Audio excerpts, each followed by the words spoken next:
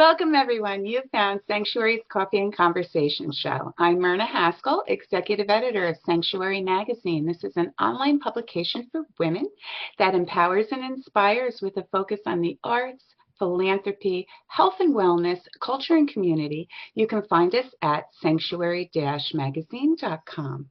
This morning, my guest is Dr. C.A.R.E Kelly. She is a licensed clinical psychologist and a neuropsychologist who recently wrote the book, Your Tiger Inside. Welcome, C.A.R.E. It's great to see you. Thank you, my friend. It's wonderful to be here with you. And I know a lot of listeners recognize Ms. C.A.R.E because she also happens to be a panel expert for Sanctuary Magazine. And that book I just mentioned, Your Tiger Inside, and she's going to show it, yay, was excerpted in Sanctuary earlier this year. And you can still find that book excerpt from our book excerpt section right from our homepage. There's a graphic there. So please go check that out. And at the end of our conversation, we're going to talk a little bit about it too. So thanks, C.A.R.E, for that. Yeah. But today, we're talking about imposter syndrome. And, Dr. C.A.R.E brought this up to me. Myrna, I've been on the show before. I really think we should tackle this subject. She's been facilitating workshops and discussions on this with many people. And so I'm excited to dive in. C.A.R.E, I know a lot of folks out there are dealing with this, but there may be some people listening who are like, I heard about that, but I'm not sure what that is. So I was hoping we could start by you defining what it actually is, imposter syndrome, and maybe we can get a little into whether or not this percolates in childhood. Yeah, absolutely. I was really concerned about the number of women I would listen to in motivational speeches, in fact, successful women from all different walks of life who shared their journey and their struggle with imposter syndrome. And it would make me kind of upset because it was almost like they were blaming themselves for having it. So I decided I need to do something about this. And so I started giving talks about how to bust through or break through imposter syndrome. One of my workshops is how to turn imposter syndrome on its high heels. I love that workshop, C.A.R.E. So, Yes. Research over the past few years has shown that upwards of 70, maybe 73% of executive women have felt this imposter syndrome in their lives and struggled with it. And this term was actually coined back in the late 70s by two psychologists, Pauline Rose Clant and Suzanne Imes. Suzanne is still a psychologist in practice today. I think she's outside of Atlanta. It's interesting. And so this is what they found. They found that when women experience persistent levels of self-doubt, lack of ownership of their success, difficulty with owning their merit or tuning into their merit, and feeling like their achievement is a fraud. That is a fraud that might be exposed. That is imposter syndrome. Okay. And wow. And you mentioned too, women executives. So you're talking about, I guess this could happen to anyone, but women that are actually at the top of their fields are dealing with this, which is crazy. Yes. Right? And it happens to male executives too. It also happens to athletes, male and female athletes. I hadn't thought of that. And so I have had the honor of, talking with really high level coaches that tell me that they've had to work with their players who have been experiencing imposter syndrome. That's another angle, C.A.R.E, I wasn't even thinking about, but I mean, since you've just defined it, it makes sense though, right? Because whenever you're sort of dealing at such a high level, either as an executive or as a top athlete or whatever it is, there's all those pressures, and I could see where self-doubt would come in. Self-doubt does come in, and it's sort of a maladaptive cognitive framework where we've allowed this unhealthy acceptance of emotional invalidation. We've allowed it. That's interesting that you say that. We've allowed it. Hmm.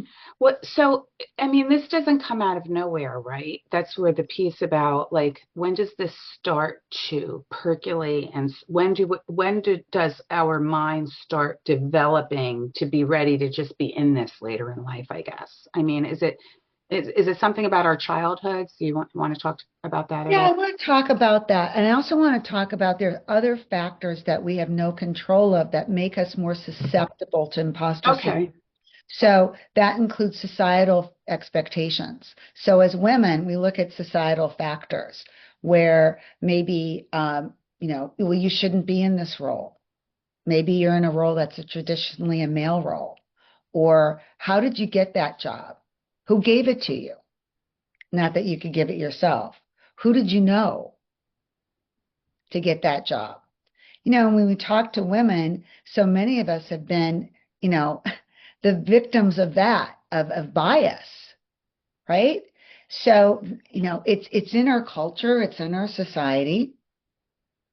And There's then that sticks with somebody too. If they hear that either as a rumor or in sometimes obnoxiously directly, how'd you get this job? Now that probably plays over and over like a film in their head, right? yes. And that doubt is there. That doubt's kindled and it sparks. So, when it sparks because our brains are like pattern recognition machines. So, every time you get that trigger, it's going to come up. And Okay. we're going to talk a little bit about what to do about that. But Yeah, I I want, know. I but know. I want to get back to where this starts. And so Yeah. one of the other factors is family dynamic factors. So if you grew up in a family where you were made fun of, where your efforts were diminished, where you were emotionally invalidated, that will make you more susceptible to imposter syndrome. Okay. Well, that makes sense to Yeah. me.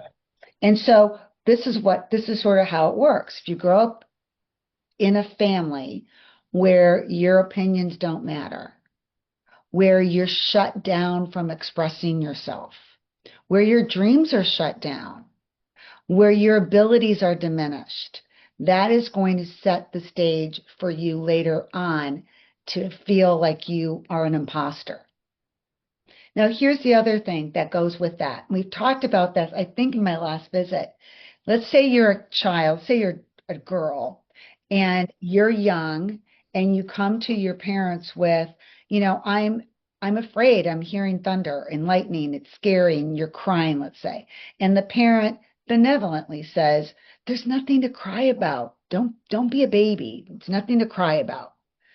But you know that there is something that's really scary. But you're hearing that as, well, there's something wrong with my feelings in there. Right. Because my parent is telling me this. Yeah, they're And saying so there's something something's wrong wrong that with it. I'm freaking out right now. Right. So you start doubting yourself, or let's say you're angry at somebody and they'll say, well, there's nothing to be angry about, or what did Yeah. you do to cause that?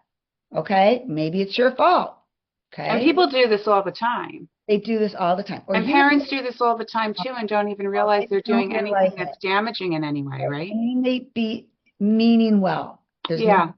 angry about just to soothe it. But sometimes they're like, well, you have no right to be angry. Now, how many people? Oh, yeah. Okay, and you know where that leads to. What about that? Can I ask this quickly? When there's siblings involved, does any of this sort of Yeah, exacerbate when the yeah, parent is sort of pitting the yes, siblings against one another in and those formative years? You know what I yes, mean? this is part of the family dynamic that can make somebody more vulnerable to imposter syndrome, especially if you're a sibling that's been made fun of or diminished or invalidated by another sibling, and the parents don't intervene, or you're made to not feel respected. Okay. So then what happens if you grow up in this family dynamic? You start developing this doubt about your own emotions. You doubt your emotions. And then Okay. you grow up doubting yourself. And when you doubt your emotions and doubt yourself, you can't trust yourself. Right. But Hmm. that's wow. When you put it like that, it Great, all makes sense. great. And Okay. even adult women who are successful will tell me it doesn't matter how many people say, you know what, you're doing a great job. Congratulations. You deserve to be, in the C-suite. That self-doubt and not trusting yourself is still going to overshadow any accolades you get. Wow. Even though now you are being respected or you are being shown that you've done a good job. That's great. I think that moves into the fact that we wanted to start talking about, how we gaslight ourselves. That is Now it. we've grown up, we have these things you've talked about. Maybe we've sort of quashed them in the background for a while, but now we're in that, Yeah. crazy situation or those challenges with, Yeah. a career that's very And, demanding, and now everything sort of bubbles to the yeah, surface. So how do we stop doing that? I love the fact, and I saw that in your last workshop, that you talk about how we gaslight ourselves. we So can do. you speak to We, that? we gaslight ourselves. Yeah. Sometimes, that is the invalidation. And sometimes we do that also as a preemptive strike before someone else can gaslight us. Oh. Oh, can you give like an example for our listeners there? Can you think of one like off the top of your head? Well, think about So this we're going to do it because we know we're expecting it's going to happen to where we ourselves, don't then, want it to right? happen. So to protect ourselves, we just diminish ourselves and tell ourselves, well, we didn't really earn this, or we're just really lucky. We're really lucky to have this position. Even though you've been busting your hump for how no so many months, so many years, and to get where you are. Exactly.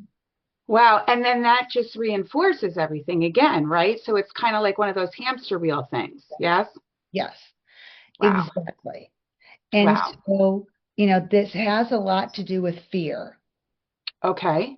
So when you think about imposter syndrome, I want you to think about how do we process it so we can bust through it. Okay. And I so, love the busting through it. so we're going to do my favorite game, which is the what, not why game, Okay. right? So we're going to ask ourselves, what is this feeling of I don't really deserve it. I'm uncomfortable with my success. I'm uncomfortable with my role or my title. What's this telling me? What's this alerting me to? Without judging us, do not judge yourself for having Okay. imposter syndrome. That's victim blaming in my line of work. What is this telling me?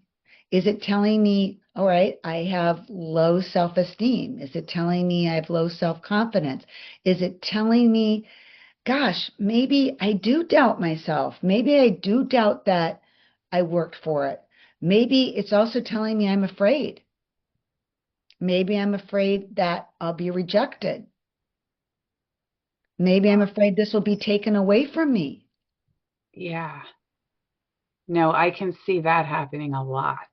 So, right. So we ask, and there's no right or wrong answers. We stop asking why. Why do we feel imposter syndrome? No. What is this feeling alerting us to? It's Okay. alerting us to maybe we don't feel safe in the position. Maybe we don't feel supported. Maybe we don't feel validated. Okay. Maybe we didn't feel um, supported along the way. Maybe we're, concerned that this is sort of an unsteady stage I'm on. Then we ask ourselves, well, what's this telling me I need? Okay. Okay. So if I'm feeling, let's say, unsupported, maybe it's telling me I need some support, maybe Okay. from a mentor or from a woman that's been through this, or maybe I'm not getting enough support from my team, right?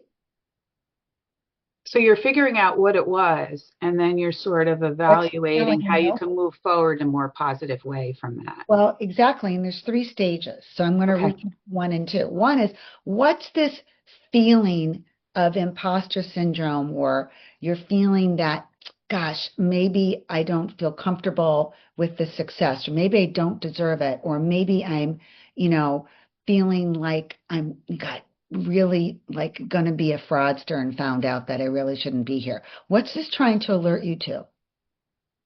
What's that feeling trying to tell you? Okay. Second stage is what's that feeling telling you you need? What do you need? Okay, maybe it's telling you, I need more support. I need more validation. I need to feel more secure. Maybe it's telling me, gosh, maybe I do have some insecurities and maybe it's based on something. Maybe I don't have enough information. Maybe it's based on the fact that, hey, I'm not always in the loop. And Okay. then it's okay to have those needs and It ask is. for them That's too. good Because I think reality women check. go, oh, I can't be needy. I can't be asking for these things. I And need you're to do it all now, myself. and you're not imagining it. So I'll give you an example. I was the only woman on a board. I served on a board for 3.5 years. Oh boy. I was the only woman of 9 people. Okay. And I noticed that, after a while, at a certain point, I'd walk in, the board meeting was supposed to start at 4 o'clock. Okay. I was a working mom. I came in, I'd get there at, 4 on the dot or maybe 5 to 4. And guess what? The meeting had already started. The guys had started without me. Wow. Hmm? Wow. And so decided, what do I need? I need to get there a half hour early. I need to be the first one in that room. Okay. So you evaluate the needs and then you take steps to make sure those Next needs are one is, being met. how do I proceed? What action can I take to get that need met? Okay. For me, that action was, I'm going to get there a half hour early. I'm going to be the first person in that room. Right. Right? Beat them at their own game kind of thing. Maybe they're get here a little early so we can Maybe it's the get on boys. the same page Right. before Maybe it's Dr. the boys. Sherry gets here. But it's in a way, it also is a way that it's telling me I need to set better boundaries. Oh, yes. Okay. Well, that's a big thing with our listeners. I know everybody out there is going, yeah, set the boundaries. Right. I Okay. think women have, and it's a gender thing again that I really believe is a little bit more, sways a little more to the women, is Yes. that we have a hard time setting those big time because And we have this whole, we have to do it all. We don't want to look like failures. If we start setting boundaries, what's that going to say about us? All that stuff. And yeah, maybe that's another conversation, but well, yeah, yes. And also, I mean, my friend, we've been trained not to set boundaries. okay. Okay. So growing up, you might be from a culture, or a generation where you were not allowed to have boundaries. Yeah. So, that's a different topic I'd love to address with you. However, not having boundaries and not maintaining healthy boundaries in any relationship, whether it's a work relationship or one at home, that will fuel that sense of Oh, yeah. imposter syndrome. And we Okay. were going to talk about triggers. So I don't know if this is a good Um, segue into that at all, but yeah, I that see that is. with relationships. I'm glad you brought that up because obviously what we're talking about here can kind of, grow into other areas of our That lives. that will fuel it, okay? Yeah, So, okay. that's the boundary issue is wrapped up into the imposter syndrome. And when people talk about boundaries, I like to frame it within expectations. Okay. So, in order to have an establishment and maintenance of healthy boundaries, you must clarify what your expectations are in Okay. that relationship. Well, what do I expect of myself? What do I expect of my colleagues, my coworkers, my family, if that's a family situation? What do I expect? What's the behavior I expect? What do I expect of myself? What do I expect of them? And clarifying what they expect of me. And once you have this all in the forefront of your mind, then you can move forward from there. Right. Because when you speak about expectations to someone, it's objective. It's not personal. It's not a feeling. Right. Oh, I'm sorry you feel that way. No, this Right. Yeah, these are that's a good point. Yeah. okay, this is what I expect. These are my expectations. So when it goes to triggers, Sherry, I know you were talking about fears or Mhm. some people are triggered. I mean, is it similar to be triggered into an anxiety situation? Is like, how do triggers work with this kind of thing, and how can we recognize them so we can kind of quash down So here, this the is freight train? You know what I mean? yeah, okay, absolutely. So remember that your emotions are neither good nor bad. We don't judge them. They're alarm Okay. bells going off to protect us. Okay. So I have modified a brilliant exercise from the Gottman Institute, and they are known for family therapy, marriage counseling. They're great. And I've taken their iceberg, their anger iceberg, strategy. And I do this with my clients. I do the imposter iceberg. And I have my clients, and you can do this too, draw an iceberg Oh, sticking out okay. of the water. And inside that iceberg, you're going to put imposter syndrome. Okay. Now, as we all know from the Titanic, the majority of the iceberg is underneath the surface, right? Yes. So let's write down, this is a great exercise. Oh, Let's yeah. write down what's underneath the surface of that imposter syndrome iceberg. Let's put Okay. it in black and white or Yeah, this red. is a good visual too. Yeah, Visual, you're thinking about it, but when you have the iceberg thing, and that's a nice visual. right? Okay. Is it, okay, fear of rejection, fear of abandonment, fear I'm going to be disrespected? Is it feeling I don't belong here? Is it exclusion that's making me feel this way? Am I being excluded? Okay. Is it fear of judgment, fear of criticism? Interesting. Okay. So we start All right. laying it out, write it out, visualize it. Okay. And then once you do that, then you can address what's floating underneath the surface. I like that. Yeah. Okay. Okay. Maybe it's I'm feeling insecure because you know what? I'm not up to speed with everything. Maybe I got promoted in a new position and I don't know And everything there that was no training or something, or no, maybe there's some. they just threw the book at you. Go do it. Yeah. Right. Or gosh, maybe I have some knowledge gaps. Maybe it's telling me I do have some knowledge gaps and I need to know what those are. Maybe it's telling me I need to know what the guys were talking about before I got into the boardroom.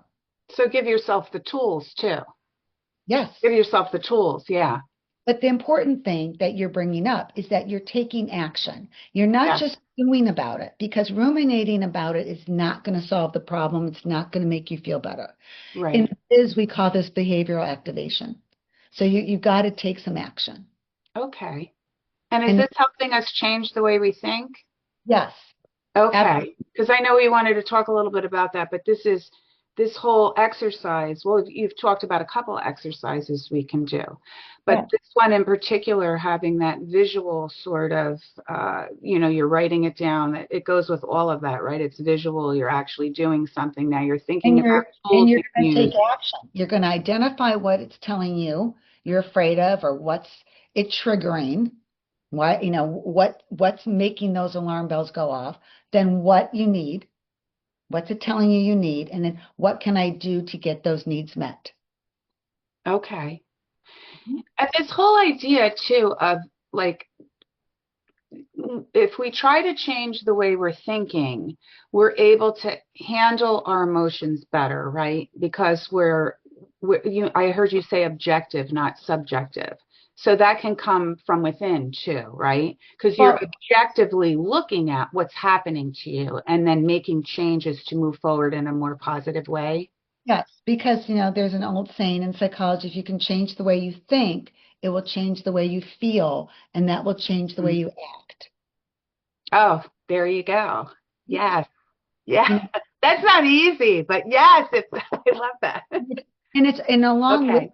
along with coping with imposter syndrome is also recognizing that you know, there are structures within our society that do place women and marginalized people at a disadvantage.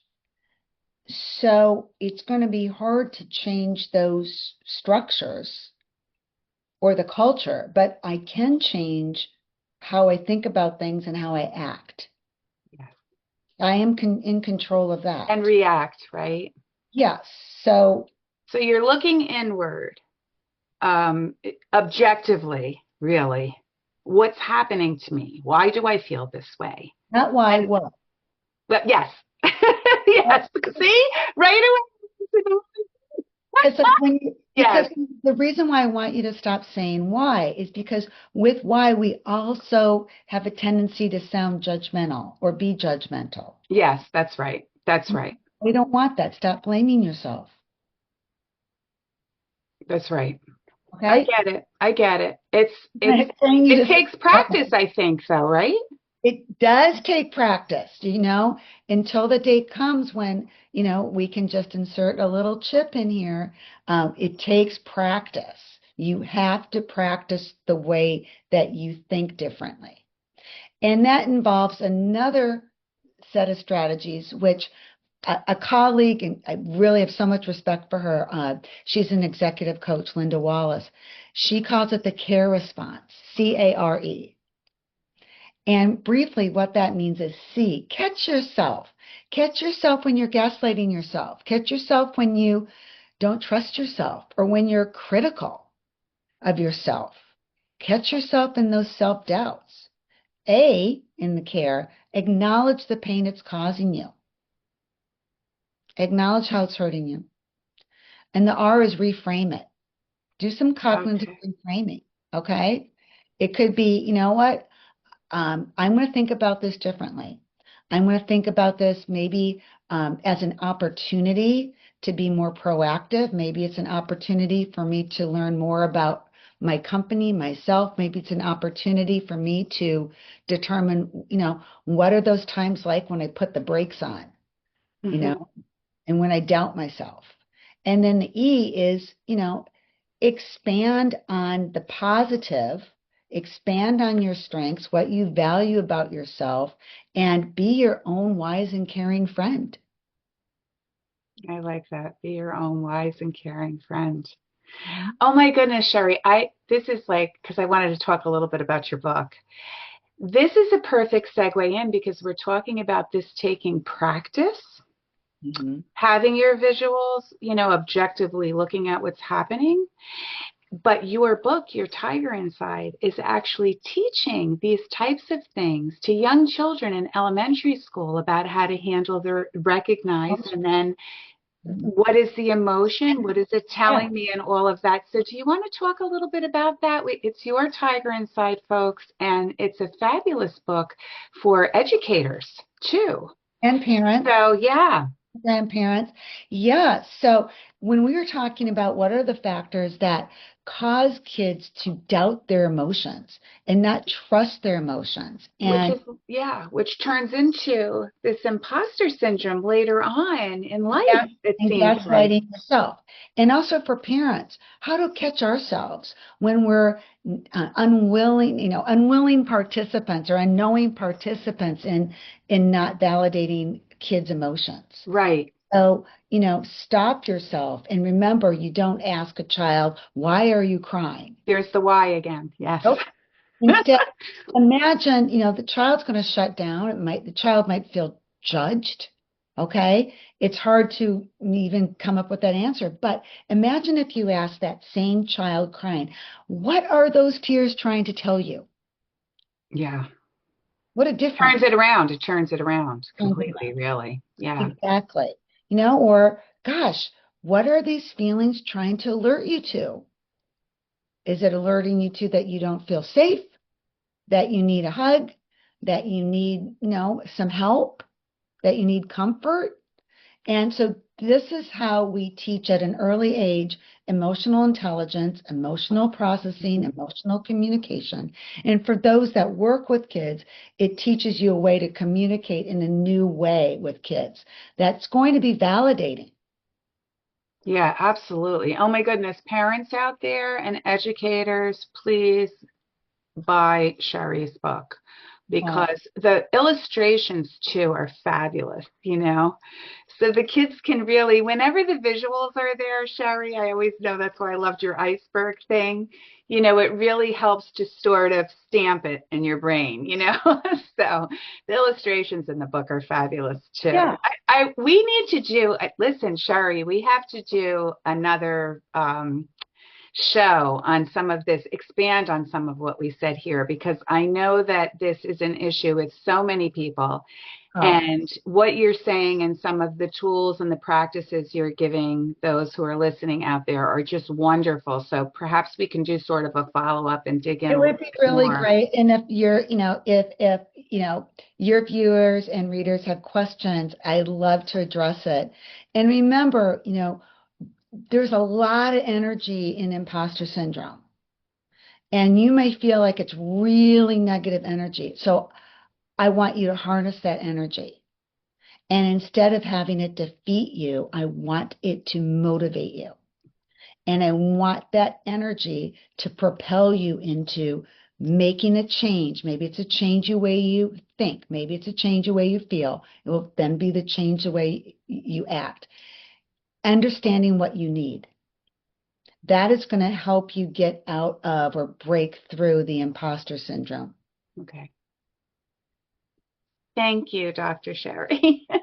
This For is having me. fabulous. I love having you on the show, and the response to these episodes I do for you are always Oh, wonderful. thank So you. thank you so much for joining me today. This was really good. I learned a lot. I hope so. And And I'm practice. sure everybody out there did as well. You're going to practice those strategies this week. Yes, yes. Practice, practice. Practice makes perfect.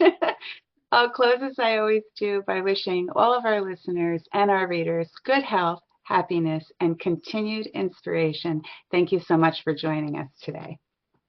Thank you.